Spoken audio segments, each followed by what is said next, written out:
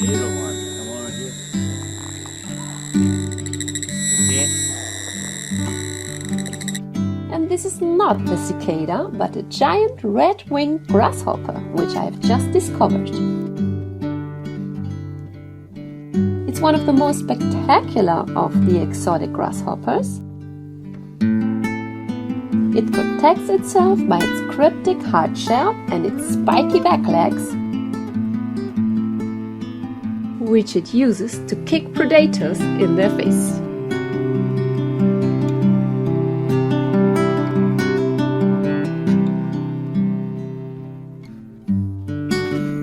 I'm not a big fan of rain showers. Man, the rain just damaged my nice shiny plumage again. All this extra work to look nice again.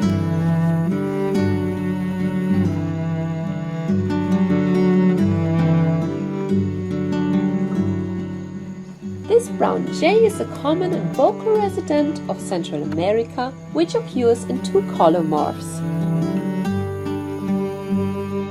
They prefer lowland disturbed forests and edge habitat, and because of deforestation, many populations are even increasing.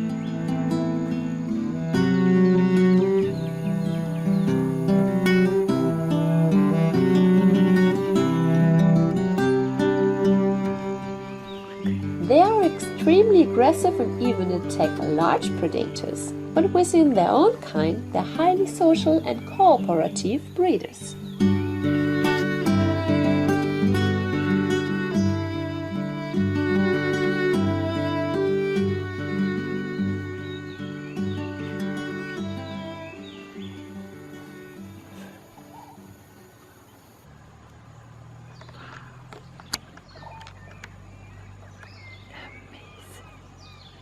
The masked titiras are also much abundant in Tikal and are having a vast range through Central and South America with 9 recognized subspecies. This is the more grayish white-plumaged male. They like to travel in pairs or small flocks and feed on insects, small vertebrates and fruit, and nest in tree cavities or old woodpecker holes. The females have 2 broods per year.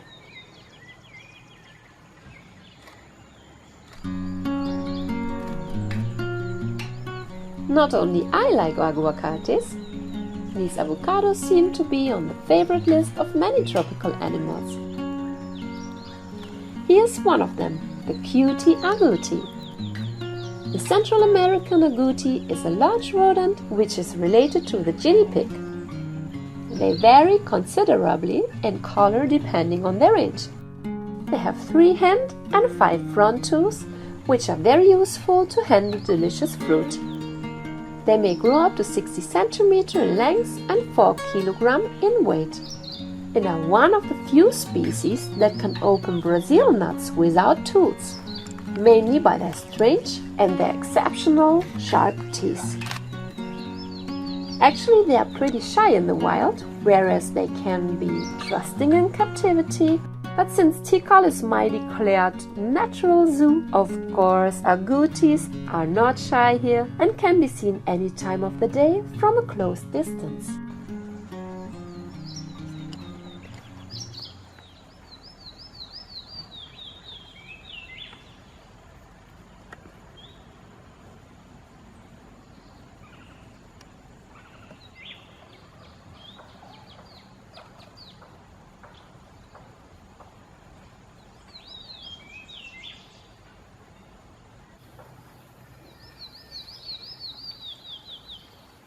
Little white collared seed eater again. I presented it already in my last 2 Guatemalan films, but he couldn't get enough of popularity. This one here asked me if I could film it for the Eurovision Song Contest, and so I recorded his performance.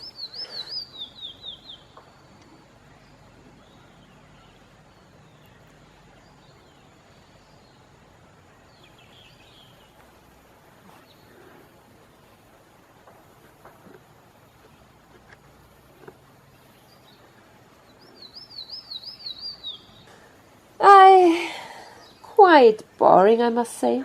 Always repeating the same.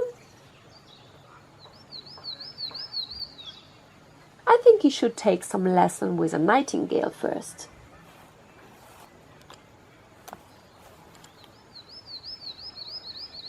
But he kept on singing.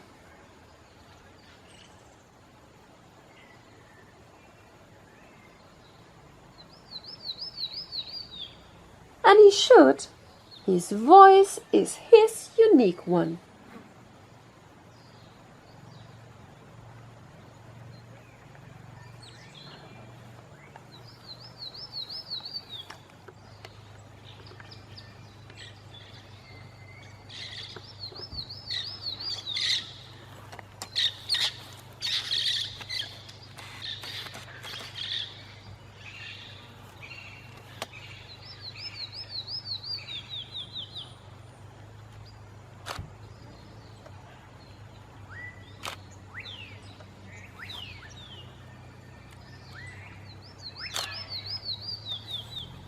And here comes a real superstar, a sheep-purple-crowned fairy.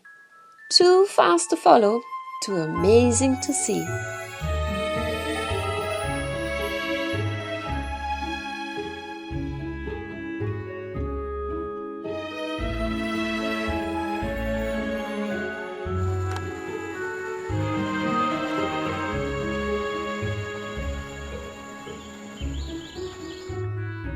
With its fast, very light and graceful flight, in which the white tail feathers look like a fairy tale.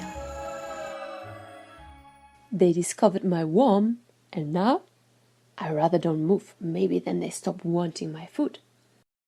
Cryptic enough? Here you see the national bird of Costa Rica, a common Central American bird, the clay-collared thrush. It was chosen as national symbol due to its strong and melodious song that always comes during the start of the rainy season.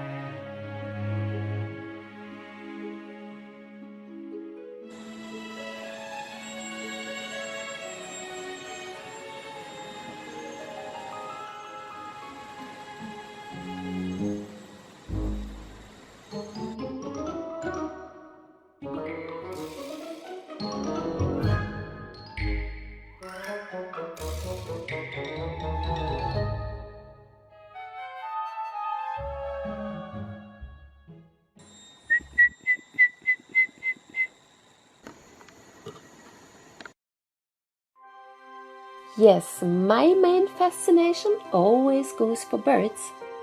But here comes my absolute highlight of my Guatemalan trip. On our way back from the restaurant, I had to sit down under a huge flowering tree to hear, see and feel approximately hundreds of bats pollinating the flowers. I have never experienced anything like this.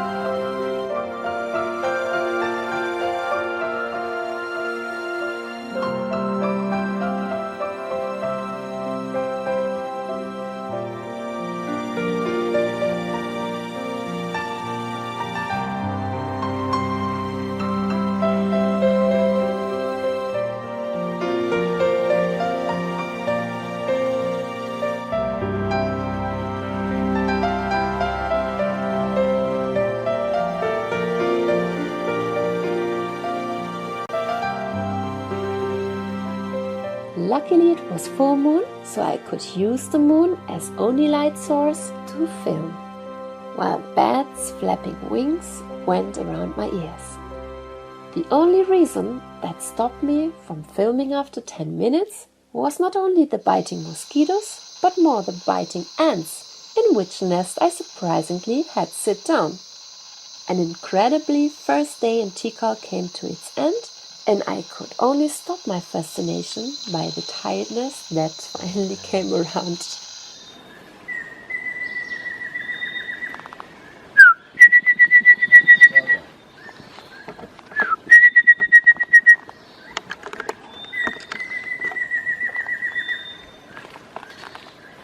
Good morning. We're trying to call a black-faced ant thrush, which is just here, but we haven't seen it yet. But it's all the time replying to our calls, so hope we will find it. This is day 2 in Tikal. We already filmed my favorite woodpecker. I will show you later.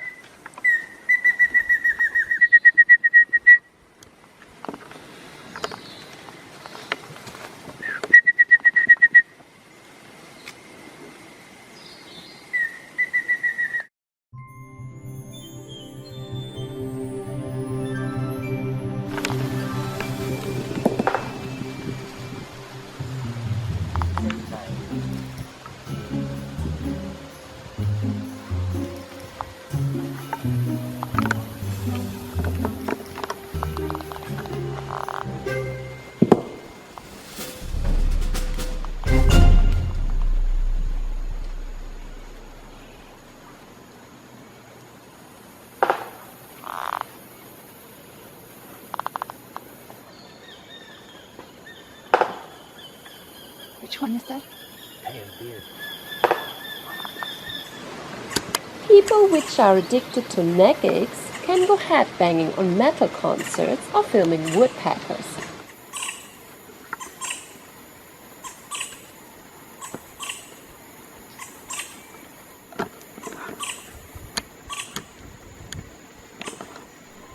In my earlier years, I did the first, and now I, for whatever reason, still cling to these exhausting head moves. After this trip, I ended up turning into a big woodpecker fan.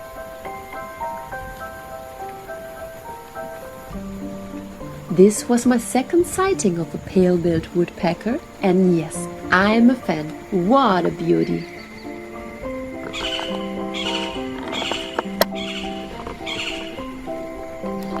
These funny sounds come from a male, which is easily recognized by its total red head feathers. The pale-billed woodpecker is one of the largest and most spectacular woodpeckers in Central America, and this is a nominate species, which occurs southmost of its range from southern Mexico to West Panama. They are to be found in wet and dry lowland forests, also upland forests, rainforest, mangroves, plantations, partially cleared forests, and suburban areas with large trees.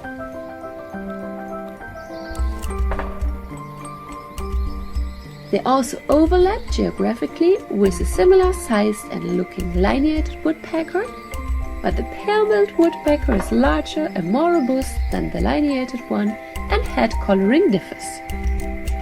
The pale-billed woodpecker chops out holes, often quite large, while searching for insects and trees, and beetle larvae comprise 70% of the diet. Mainly large wood-boring larvae, especially the longhorn beetles, also ants, sometimes berries and fruit.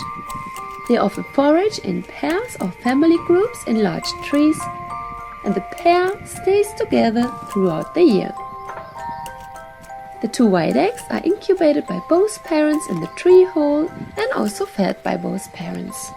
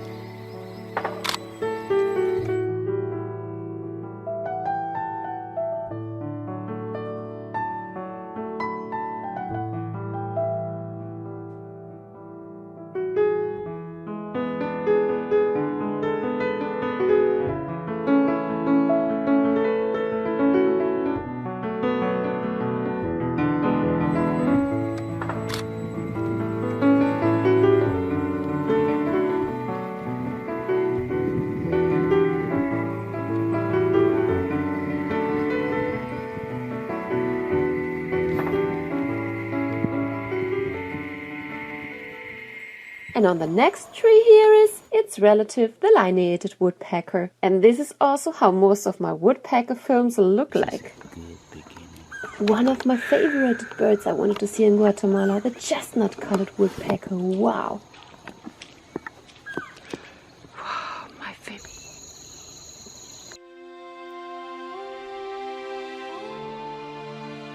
Nature is wonderful and brutal. I'm filming a rare orange-breasted falcon preparing its just-hatched ruddy ground dove to be eaten. These falcons are bird predators. This immature male is still calling for food from its parents.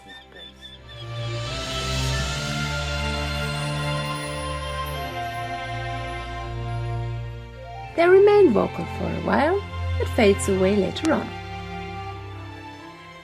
It's a raptor of the neotropics, whose range historically stretched from southern Mexico throughout northern Argentina, but is now only found locally throughout its expansive range, with most current observations coming from a few well-known nesting locations.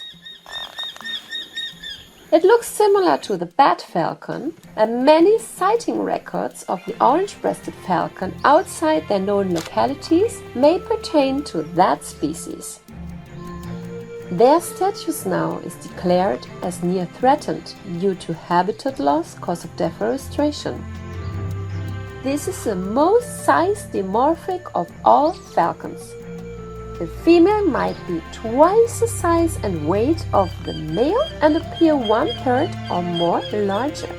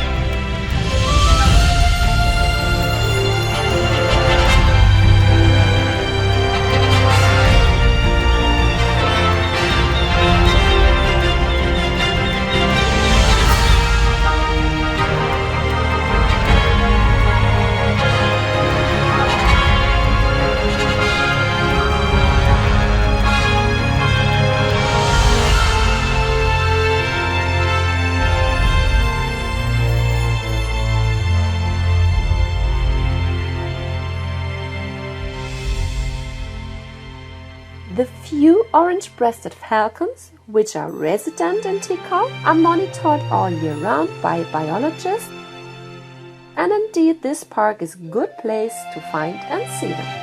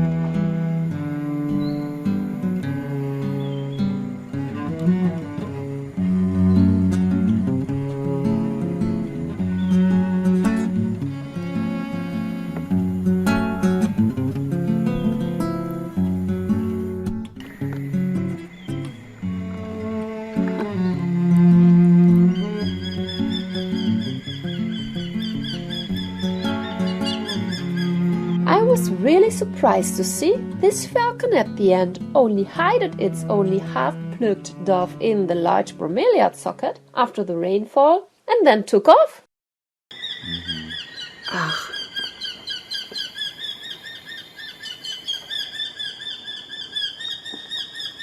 Look, this is nice now.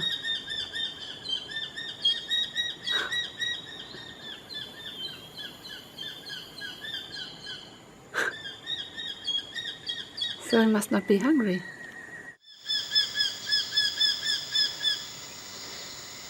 So Pablo, tell me, is it very special to find the orange-breasted falcon here? Yes, the orange-breasted falcon, it's a species that you don't find it anywhere in the area. So this bird nests in temple number 4, which is back here, and sometimes for us it would be common to see it, but there are some days that you don't get to see it. Many bird watchers come to look for this bird, so we were very lucky today to find it, and it's with a prey there. It has a, I think there is a ruddy ground dove, the one that has there. So it's nice to see it, and I think that you got a nice film of it. So Yes, it's still running. Which generation is it already?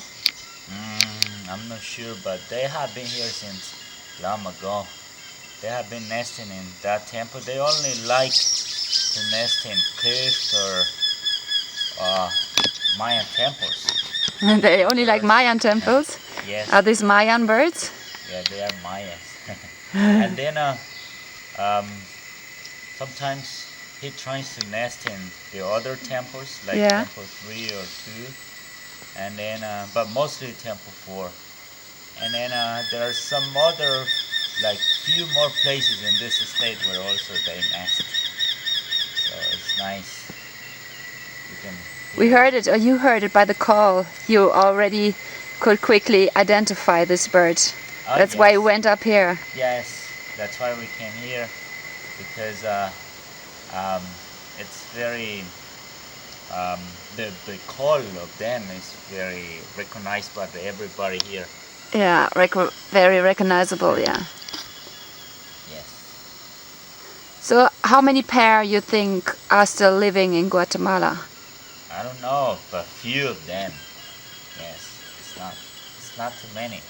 Because they need special breeding habitat, right? Yes, they need a special breeding habitat, and you know the Wildlife Conservation Society, about 6 years ago they placed a camera to be like tracking this bird with the chicks. Yeah. And the surprise was that like the vampire bat attacked the chicks when they were like maybe 20 days old. Wow. And then they fell down, so they died. Wow. But this time we saw that they had success with the chicks, because so they do nest monitoring with the camera. But we have seen them flying over the little chicks or the juveniles, which is nice here. So which kind of habitat do they need to breed? In a rainforest like this, they will be always in a dip in the rainforest, like Tikal. But you said they like cliffs to nest on? Oh yes, yes. They will be in cliffs or they will be in temples. Temples. So this is maybe a holy bird. Who knows? Yes. Wow. Great fun. So if now what I'm seeing there is a king vulture flying over. Oh, let's check on this. Yes. What is this bird? The one that is singing. Yeah. It's a surfer belly. Oh, it's surfer belly flycatcher. You see it? Yes, I see it.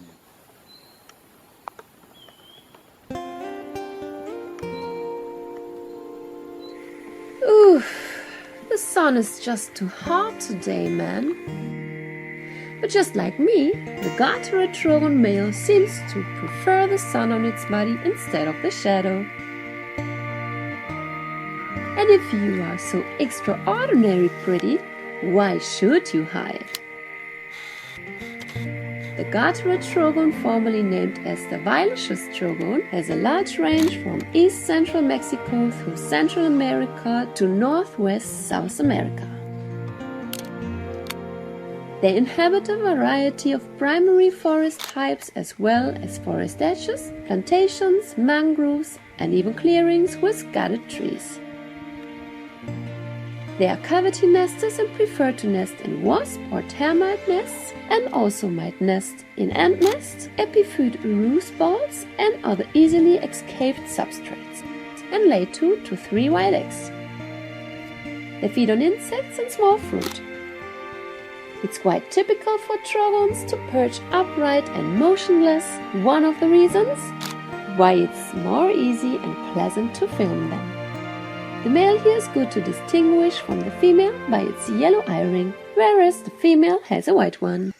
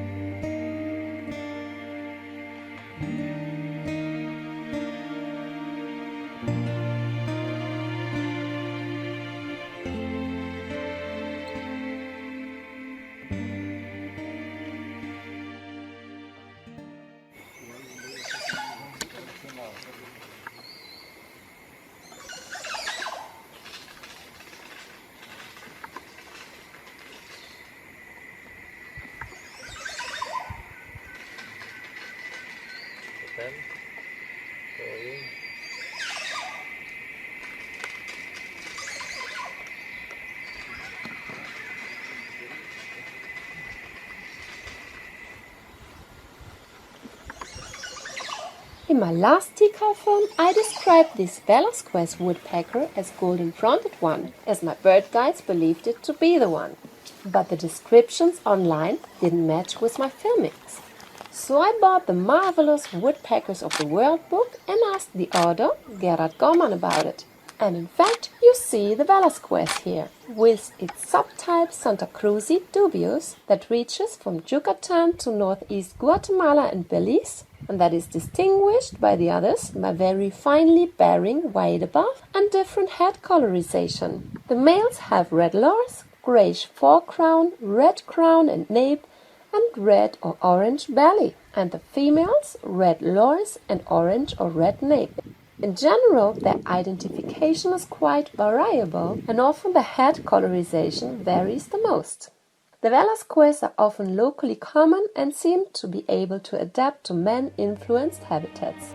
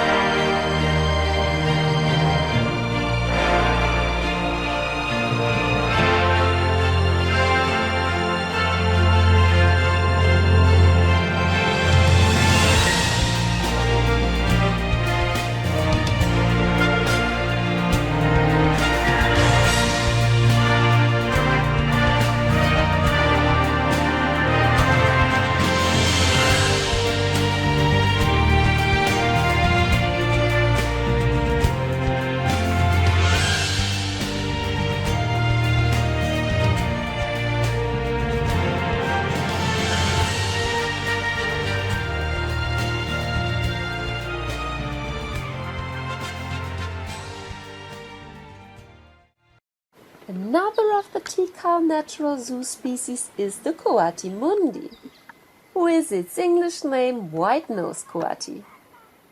They are day-active mammals which belong to the raccoon family and another member that adores avocados.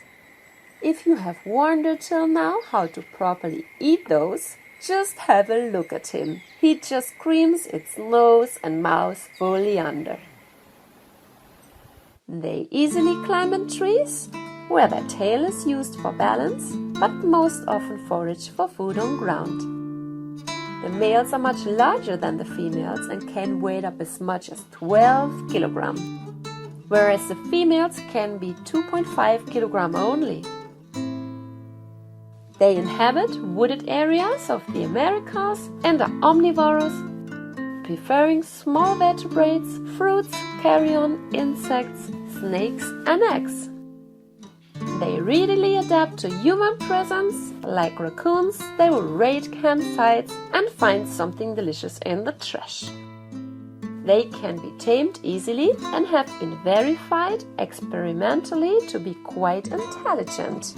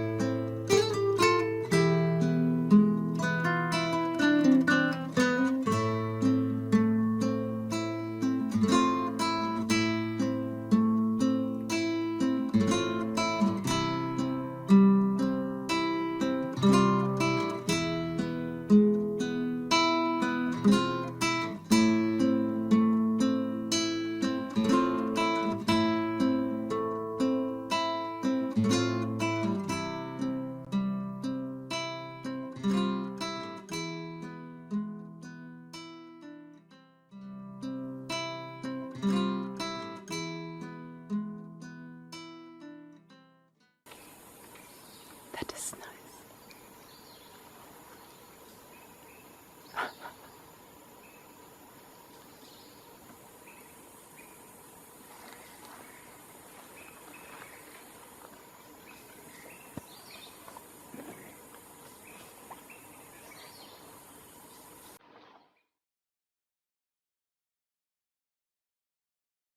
I really don't like to be watched having my meals.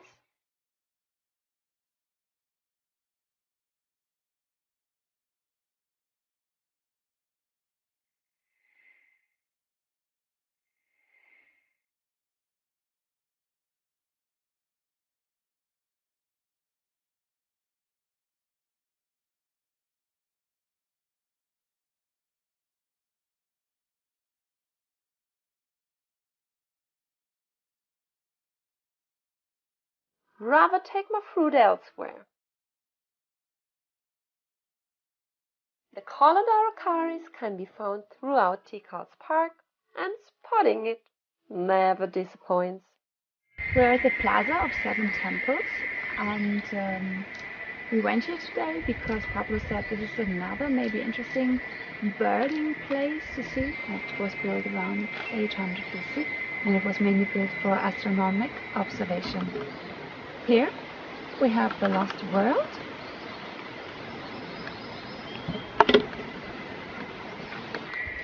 Just there is flying a white-bellied hummingbird in a tree. Oh, it's awesome. Actually, just drinking nectar. Wow.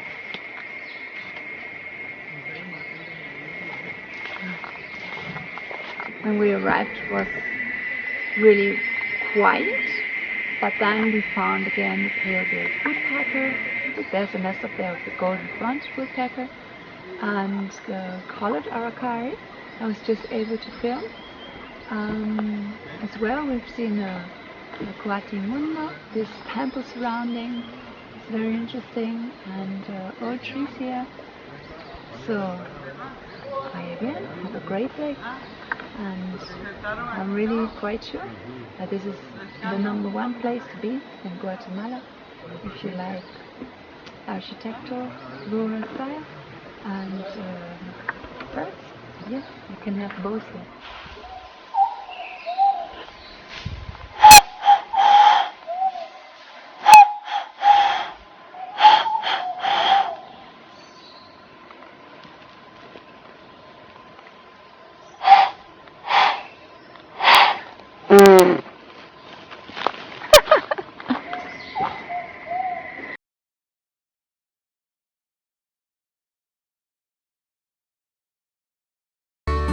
And there, finally, I spotted it in the tree crowns. So no more hide and seek.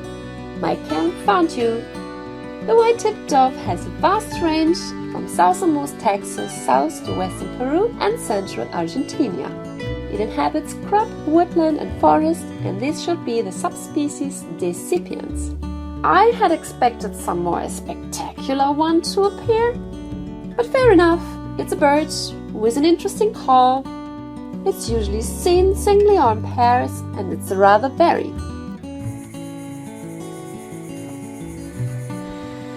Oh, that was quick. Tikal is also home to some beautiful snakes, such as the Leptophis aetula, which is also called Laura or parrot snake. It can move rapidly from one tree to another and is only mildly venomous, mainly eating frogs, lizards and birds instead of humans. Wow, look.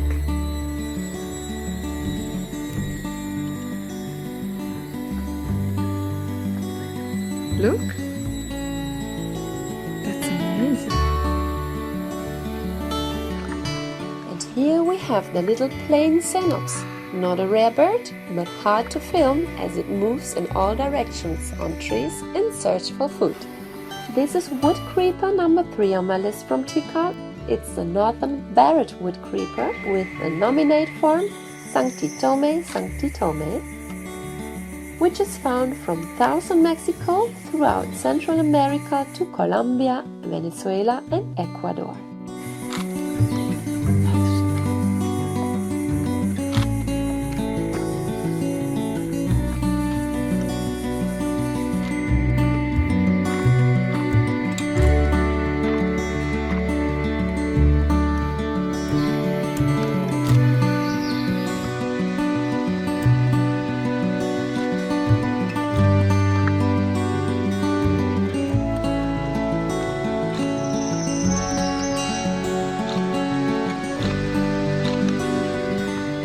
This little tyrant flycatcher was named after its white eye-ring. It's the eye-ringed flatbill. This is the 5th temple. It's built for worship.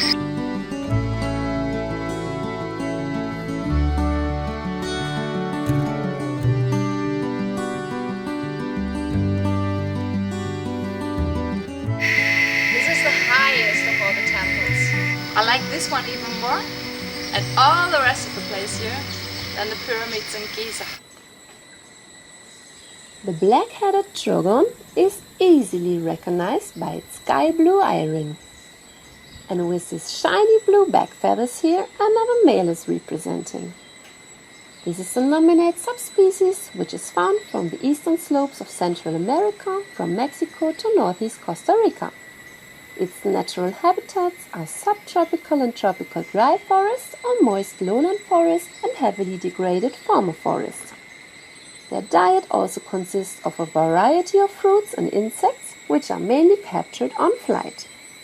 They excavate their nests in an active termite nest in tree branches and lay 2 to 3 white eggs, which are incubated by both parents 17 days.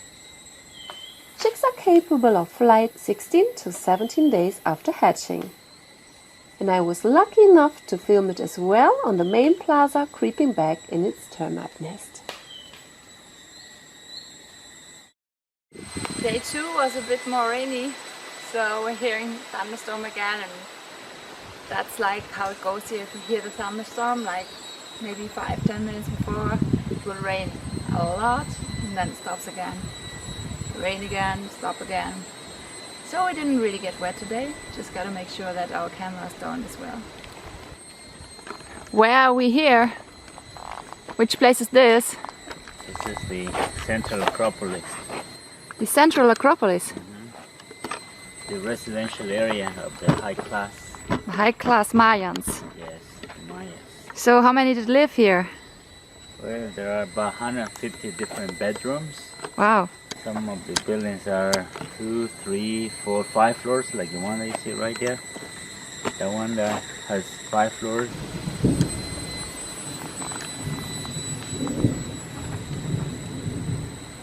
Free shower later.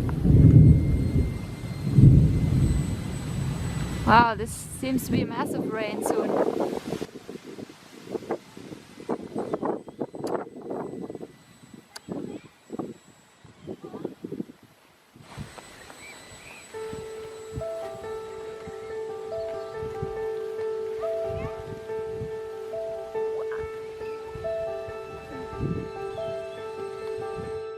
Just before the rain started, we spotted a male black-cowled oriole,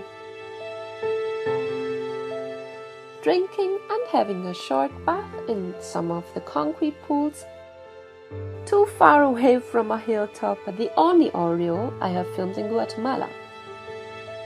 Its natural habitat is subtropical and tropical moist lowland forest. And here you can finally see the black-headed trogon male with its stunning underparts plumage. We are at the main plaza again, and a tourist group is guided around the temples, so I was afraid it would take off too soon, but he had all along decided to nest here.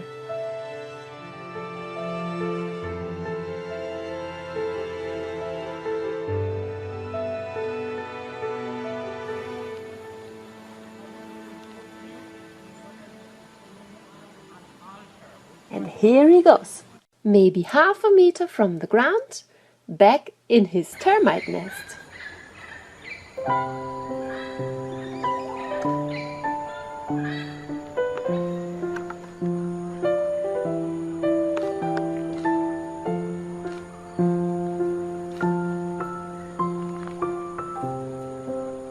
When I returned from one of the park's hotels to ask them one last time to charge my batteries, Pablo had already waited me to show me one of the most spectacular feathered residents of Tikal, the ocellated turkeys. In trip reports it was mentioned that they can be seen around the temple plazas, but so far I wasn't lucky to see them outside of a dense forest, where I was already following a family but couldn't film them. These large birds only live in the 130,000 square kilometer range from Yucatan Peninsula to Guatemala and northern parts of Belize. It was named after its feathered spots, the ocellis.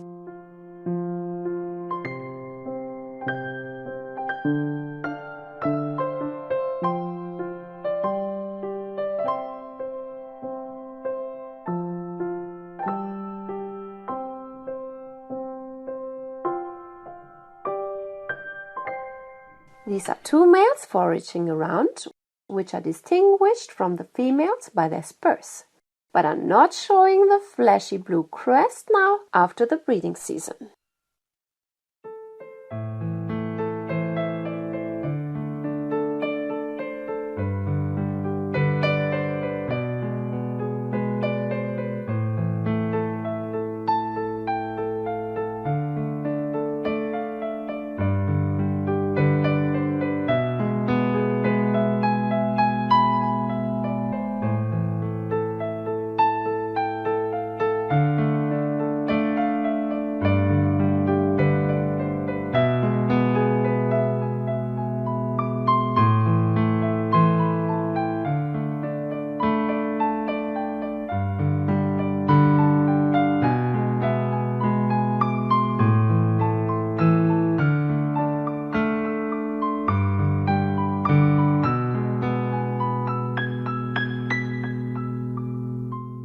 turkeys spend most of their life on ground and more often run from danger than taking off.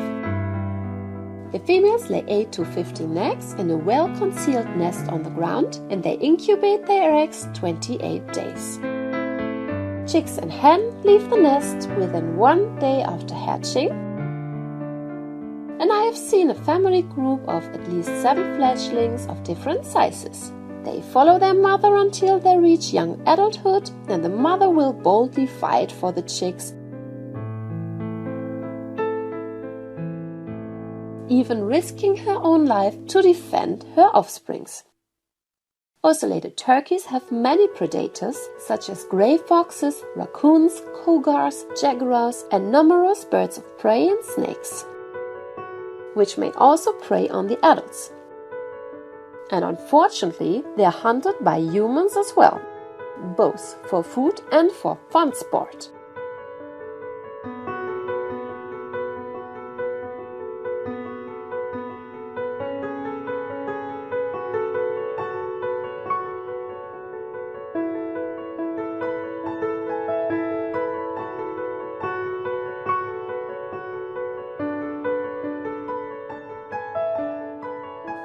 Eating a variety of plant materials from leaves to seeds, nuts, berries, as well as insects such as moths, ants and beetles.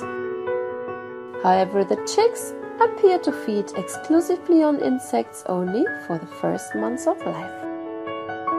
They occur most commonly in tropical, deciduous and lowland evergreen forests and clearings such as abandoned farm plots, and might also be found in seasonally flooded habitat and open areas, especially during breeding season.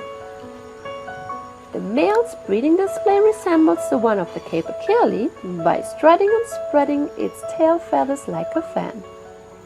These birds roost in trees where they are safe from predators.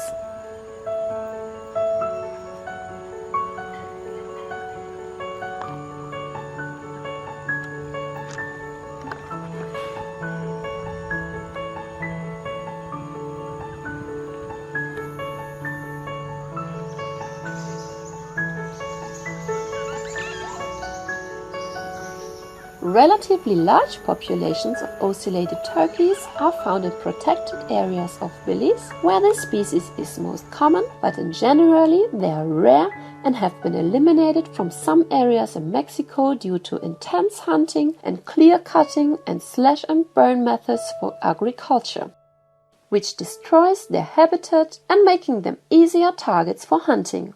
I will always wonder how someone can kill such a beauty. But in Tikal, these birds are fortunately protected and made me very happy to film them. And after the filmings, it was really time to hurry up, having a last cold shower, forgetting all my mosquito clothes, packing the tent and bags, and head rapidly back to Flores to catch my bus back to Guatemala City. But after all the hurry, I had 1 hour left. We were too early. My birding trip in Tikal is over. I have a lot more mosquito bites, but I enjoyed it a lot. It was only 2 days, and now my trip goes on to Costa Rica. Very, very tight. You could see it as well. And I will have a long trip back to Guatemala City by bus, at least 9 hours. And I will meet a friend, and a few more hours, my friend goes to Costa Rica. So that is where the next part of my recordings will start. Guatemala was really